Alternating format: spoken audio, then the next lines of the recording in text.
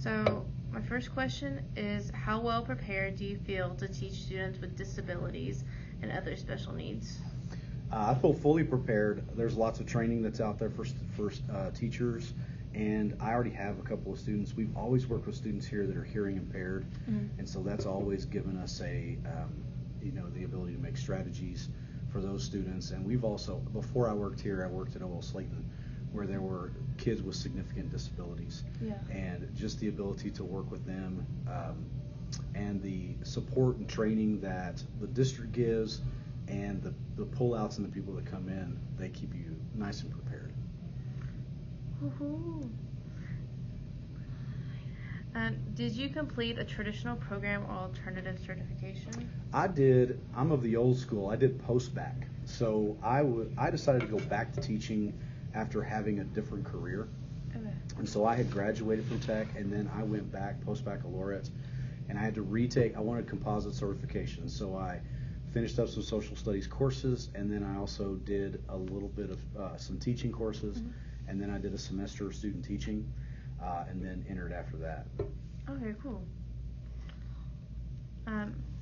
What is your role and responsibility in teaching students with disabilities? Because I don't have very many here, right? We don't.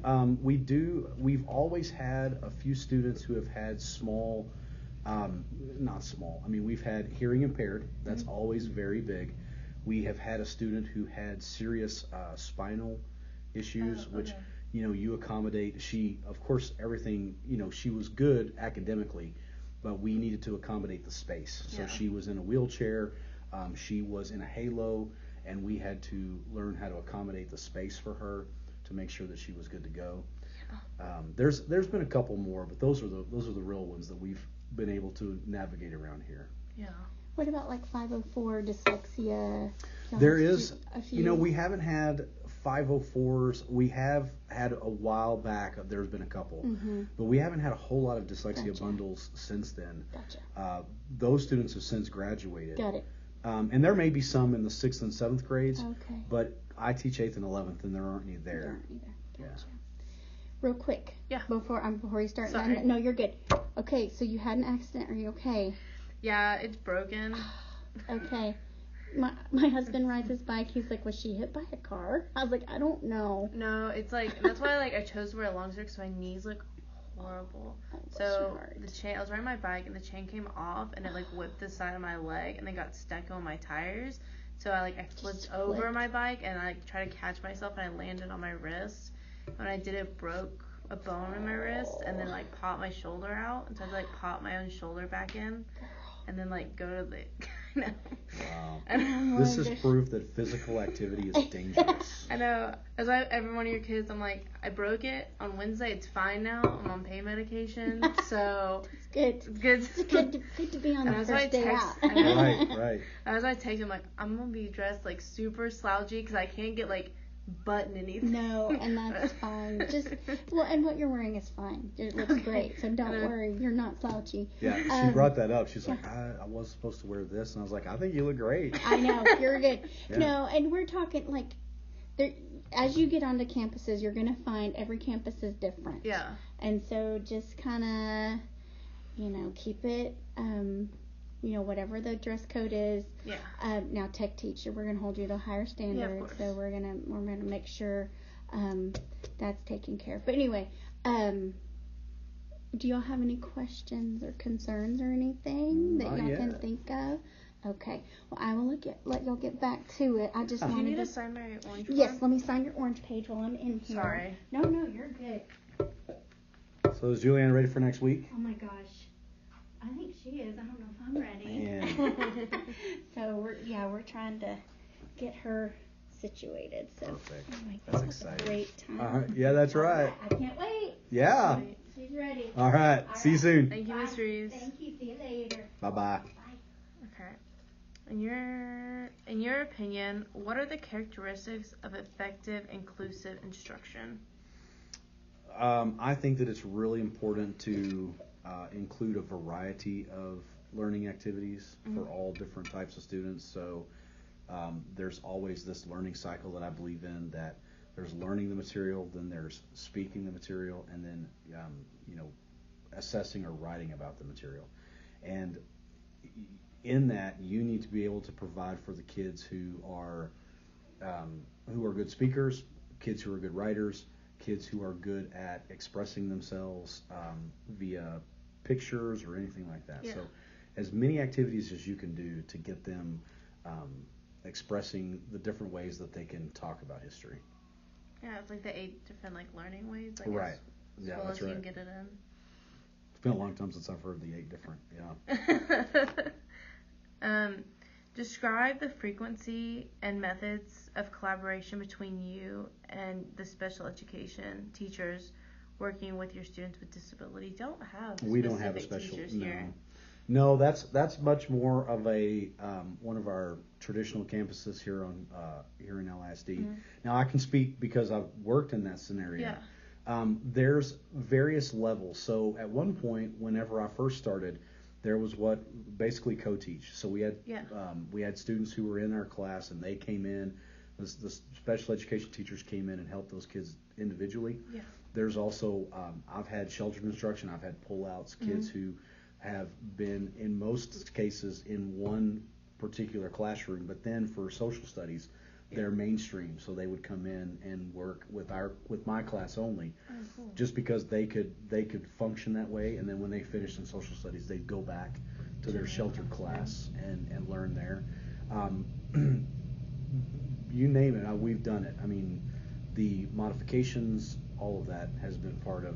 What's your preferred method since you've done all of it? I really like co-teach, especially when you get a special education teacher who really understands the subject and really knows the mission of what you're trying to do in class. They can be very helpful. I like it when people come in. In what ways are you providing effective instruction for students with disabilities? Because you only have one, right? The girl with hearing. Mm-hmm. And for her, we wear a microphone for her. Yeah. And it's funny because she's the type of kid who doesn't like to give you the microphone. It's really strange because that's one of the things that we've really talked with her about and had an art about. Yeah. Is you've got to be sure that you're giving your teachers that microphone. A couple of years ago, I had a student who was hearing impaired, and she would walk the mic right up to you. It was a guaranteed. And she'd do it in the hallway. I mean, you could get it from her in the hallway. And so that's it. She also is able to. You saw her plug in today, so we had an assessment today. We have a computer program that reads the assessment to her orally. So she plugs her microphone into the Chromebook, and she can hear the test being read to her by the computer. So there's lots of ways that we accommodate for her in those ways. In class discussions, it depends. Like today, when it was small group, she wants the mic back. So she put it in between her group of 4 so she could hear better. I guess what they were saying. That's right. So she puts it in the middle and she can hear. But if it's a whole class discussion, then I'm sure because her microphone will pick up if I walk to a student who's talking. Then she can kind of hear what the student is saying. So you just kind of navigate the classroom with it on. The technology has dramatically increased. The girl I was saying just a minute ago, you notice that is one, that her FM is one piece. It's just that box. Yeah. For this girl that I used to, this was a while back, it was the transmitter, and you also had to clip mic yourself, and it was a lot more of a chore. Yeah. And they've come a long way. Yeah, we got our box. We still had a clip-on mic from next year, and I guess when I started doing teaching. Yeah. Man. What's your biggest challenge with working with students with disabilities? I kind of presented it today. It's funny. I don't know if you noticed, but she couldn't remember what website to go to get the test read to her. Oh. And so I tried to whisper to her, and then she was like, I can't hear whispers. And it dawned on me, of course you can't hear whispers. So it's just always being cognizant of what those students need, and especially, when they're in the mainstream class, remembering that they have the special needs and the 27 others are okay. Yeah. But you've got to be able to compartmentalize your thinking and think about that student at the same time you're thinking about everybody else. Because she acted just like a normal student. She seemed very not wanting to have those accommodations, even though she knew she needed them. Right. Like, she wanted to just be mainstream, but, like, when it came to the microphone. They have, yes, we've had a lot of talks with her about that. She does not like to give the microphone. Yeah. It's getting better, though. It's getting better. I mean, she's with her group, and that's when I noticed. Like, I didn't notice any time before that. I don't know why, I just didn't realize it. And then the last one is, I will be in my own classroom next fall. What recommendations do you have to help me prepare to teach students with disabilities and other special learning needs?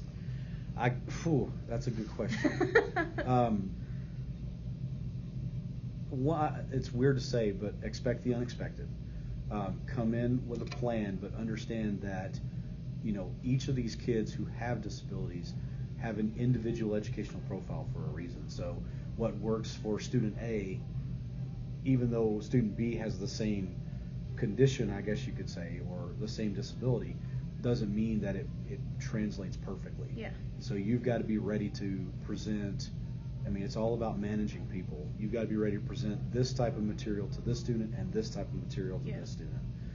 It may just be the smallest of adjustments, but it's the same point of, this works for her and this works for him, and those are the differences that I need to make. It's like students on the spectrum. It's like they have the same diagnosis, but they can be like high functioning or low functioning. That's right. And really pay attention to their IEPs, because the first time you ever see one, they're pretty difficult to read. Okay.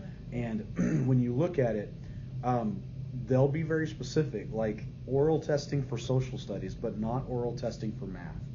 And there's check boxes and all that kind of stuff. And so you've got to be able to navigate what's yours versus what's the English teachers versus what you both have to do together. Yeah. And so that's my biggest thing, is really learn how to read an IEP. And don't think that modifications have to be that difficult for the teacher. I mean, it usually can come down to, like you saw that I do my own, like I hand out all the notes. Yeah.